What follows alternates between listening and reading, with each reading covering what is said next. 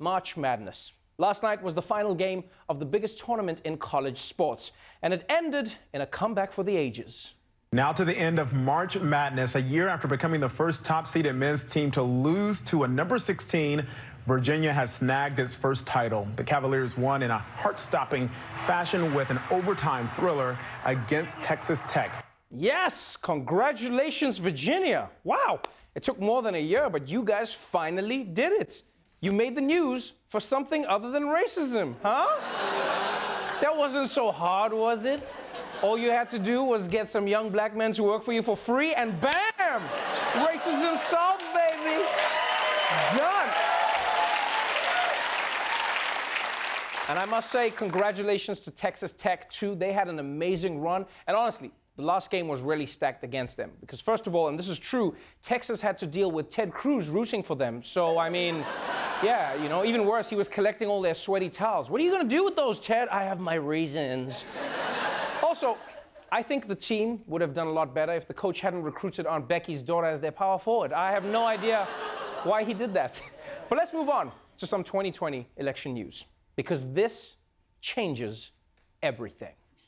Eric Swalwell has just become the 18th Democrat running for president. The California congressman making his big announcement on The Late Show with Stephen Colbert. Swalwell says he's been thinking about entering the race for months. He says too many Americans feel like they're just running in place. I'm ready to solve these problems. I'm running for president of the United States.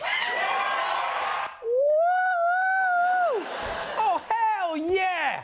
You know, when there were only 17 candidates, I wasn't really interested, guys. But now that they're 18, I'm in. 2 more and we get a free car wash. But yes, Eric Swalwell is joining the race. He's a congressman from California, and he's also every guy who's ever played lacrosse. So that brings the tally to 18 Democratic candidates. Look at all those faces, huh? Look at all of those faces. 18. And by the way, that doesn't even count Joe Biden, who isn't running yet, although he's getting really close, like uncomfortably close. So close he can smell it.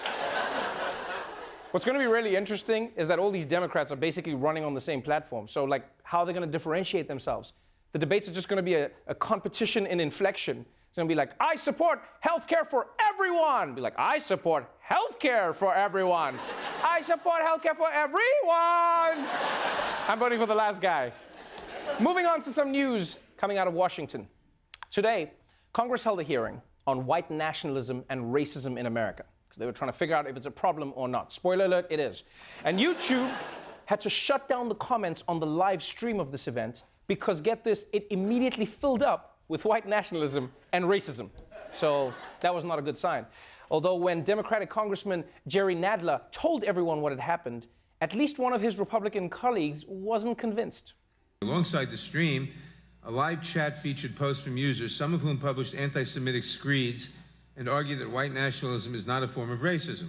These Jews want to destroy all white nations, wrote, I won't put in the name. Anti-hate is a code word for anti-white, wrote another, etc. So this just illustrates part of the problem we're dealing with. Could that be a hate hoax? What? Could that be another hate hoax? Just keep an open mind. Just keeping an open mind? A hate hoax?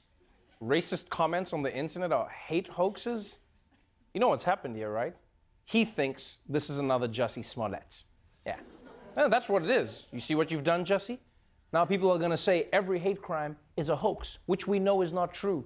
And also we know this wasn't Jussie, all right? Because if he set this internet hate hoax up, it would have been super obvious. The comments would have been like, white people will not be replaced, just like how Empire shouldn't replace Jussie. Hashtag white genocide, hashtag ME for Jussie. All right, moving on. If you love using condoms, but you think they're just too easy to open, this might be just the thing for you. A new condom from an Argentinian brand emphasizes the importance of consent. The condom is designed so that it takes 4 hands to open it. It's called the consent pack. Here you go. Along the box, 4 different buttons. And in order to open it, one person must hit the 2 adjacent buttons while the second person hits the other 2. What an insane world. Teaching men about consent is so hard, we have to build saw puzzles instead.